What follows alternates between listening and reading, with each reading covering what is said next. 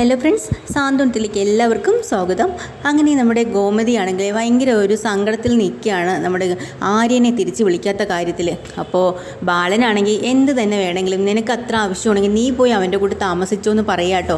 പക്ഷേ എന്തൊക്കെ തന്നെയായാലും ഞാൻ അവനെ വിളിക്കില്ല എന്നും ഉറപ്പിച്ച് പറയാം. പക്ഷേ നമ്മുടെ ഗോമതിയാണെങ്കിൽ തീരുമാനിച്ചിരിക്കുക, ഇനി ആര്യന് വരാതെ കല്യാണത്തിനായാലും നിശ്ചയത്തിനായാലും ഞാനില്ല എന്ന് ഉറപ്പിച്ചങ്ങ് പറയുമ്പോൾ അയാൾ പറയുന്നുണ്ട്, എന്തായാലും അങ്ങനെയാണ് നിൻ്റെ തീരുമാനമെങ്കിൽ അത് തന്നെ നടക്കട്ടെ, നീയും കൂടെ പോയി അവൻ്റെ കൂടെ താമസിച്ചോ എന്നും കൂടെ പറയാട്ടോ.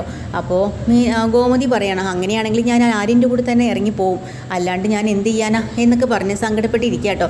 ആ സമയത്താണ് മീനാക്ഷി വന്ന് സമാധാനപ്പെടുത്തുകയും ഒക്കെ ചെയ്യുന്നത്. ഫുഡൊക്കെ എടുത്ത് റെഡിയാക്കി വെക്കുകയാണ് മേശപ്പുറത്ത്. എല്ലാവരും വന്ന് കഴിക്കാനിരിക്കുമ്പോൾ രാവിലെ ആ സമയത്ത് നമ്മുടെ പെട്ടെന്ന് തന്നെ എന്താ ഇങ്ങനെ പിണങ്ങിയിരിക്കണമെന്ന് ചോദിക്കുകയാണ് ഗോമതിയോട്.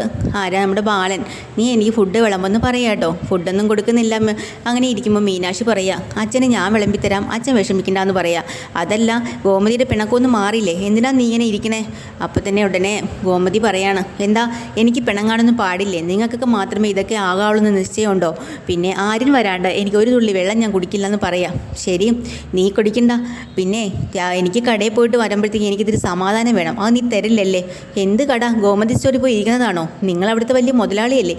പക്ഷേ എൻ്റെ ആര്യൻ അങ്ങനെയല്ല, കിടന്ന് കഷ്ടപ്പെട്ട് അധ്വാനിച്ച് അവൻ ഉണ്ടോ ഉറങ്ങിയോ ഒന്നും അറിയാൻ പറ്റില്ല. ഞാൻ ഇതായിട്ട് അവന് ഭക്ഷണം ഉണ്ടാക്കി വിളമ്പി കൊടുക്കുമ്പോൾ അവൻ പൊന്നുപോലെ അത് കഴിച്ചുകൊണ്ടിരുന്നു. ഇപ്പോൾ അത് എങ്ങനെയുണ്ട്, അവനുണ്ട് കഴിക്കണോ, എന്തെങ്കിലും അന്വേഷിക്കാൻ ആരെങ്കിലും ഉണ്ടോ? എല്ലാവരും ഇവിടെ സുഖിച്ച് ജീവിക്കുന്നു, അവൻ അവിടെ കഷ്ടപ്പെടുന്നു. എനിക്ക് ആരിനില്ലാതെ ഞാനിനി ഈ വീട്ടിൽ നിന്ന് ഒരു പച്ച വെള്ളം കുടിക്കില്ല എന്ന് പറയാട്ടോ. അങ്ങനെയാണെങ്കിൽ ഗോമതി, നീ ഒരു കാര്യം തീരുമാനിച്ചോ, നീ ഇവിടുന്ന് ആര്യൻ്റെ കൂടെ പൊക്കോ. നീ മാതാപിതാക്കളെ അനുസരിക്കാത്തവന്മാരെ ഒരു കാര്യത്തിനും ഞാൻ ഇടപെടില്ല, അതുകൊണ്ട് നിനക്ക് നിൻ്റെ ഇഷ്ടം പോലെ ചെയ്യാമെന്ന് പറയാം. അങ്ങനെ ദേഷ്യം പിടിച്ചിട്ട് നമ്മുടെ ഗോമതി പറയാണ്, ഞാൻ എന്തായാലും ഇനി ഇവിടെ നിൽക്കില്ല, ഞാൻ ഇറങ്ങി പോകുമെന്ന് പറയാം. പൊക്കോ, നീ ഇനി ഇവിടെ നിൽക്കണ്ടെന്ന് പറഞ്ഞു കേട്ടോ. ആ ദേഷ്യത്തിൽ തന്നെ പെട്ടെന്ന് ഗോമതി തൻ്റെ പേഴ്സും കാര്യങ്ങളും മൊബൈലൊക്കെ എടുത്തിട്ട് അവിടെ നിന്ന് ഇറങ്ങി പോവുകയാണ്. പുറകെ വിളിക്കുന്നുണ്ട് ആകാശി, മീനാക്ഷി, മക്കളെല്ലാവരും. പക്ഷേ നിങ്ങൾ ആരും എന്നെ തിരിച്ച് വിളിച്ചു പോകരുത്, എല്ലാവർക്കും അവരവരുടെ കാര്യം കൈവിട അങ്ങോട്ടെന്നും പറഞ്ഞ് തട്ടി മാറ്റിയിട്ട് ഗോമതി അവിടെ നിന്ന് ഇറങ്ങി പോവുകയാണ് കേട്ടോ. നമ്മുടെ ആര്യൻ്റെ വീട്ടിലാണെങ്കിൽ ഭയങ്കര സങ്കടത്തിൽ നിൽക്കുകയാണ് മിത്ര. എന്താണെന്ന് വെച്ചാൽ രാവിലെ നടന്ന സംഭവവും ആക്സിഡൻറ്റും ഒക്കെ മിത്രയെ ആകെ പേടിപ്പിച്ചു. മിത്രയ്ക്ക് അറിയാം മിഥുനാണോ ചെയ്തതെന്ന് സംശയമുണ്ട്.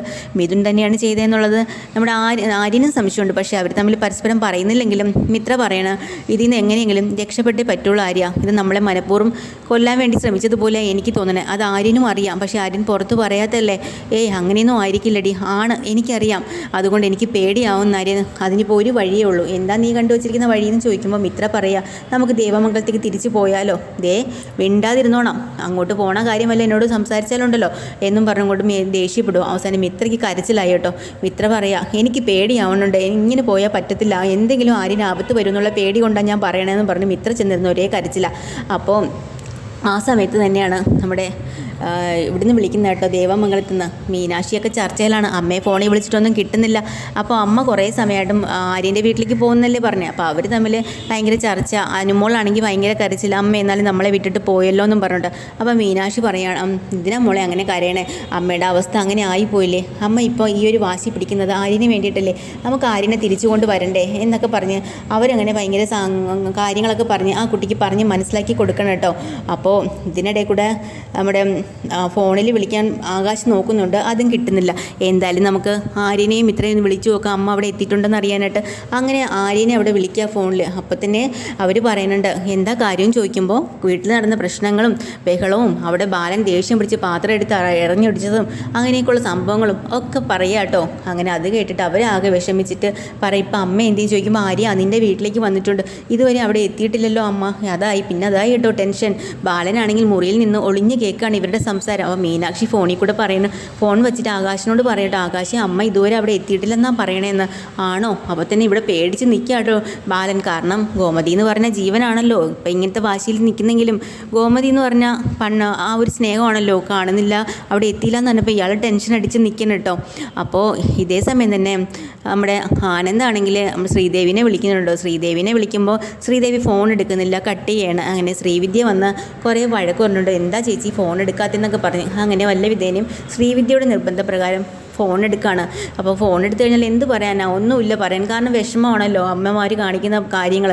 അവസാനം ശ്രീവിദ്യയുടെ നിർബന്ധപ്രകാരം ഫോൺ എടുത്തിട്ട് എന്തൊക്കെയോ 1-2 വാക്കുകൾ പറഞ്ഞിട്ട് ഫോൺ വയ്ക്കുക കേട്ടോ.